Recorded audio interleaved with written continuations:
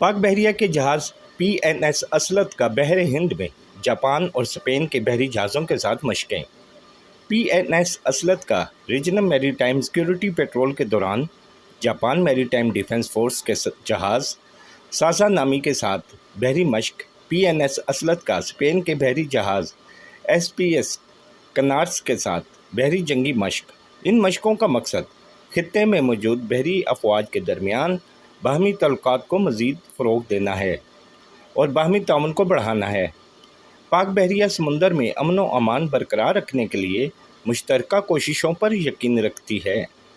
پاک بحریہ کا عالمی بحری افواج کے ساتھ مشترکہ مشقوں کا انعقاد علاقائی امن کے لیے پاکستان کا عزم مظہر ہے۔ شہزاد حسن مرزا، ڈیلی میڈیا TV، اسلام آباد۔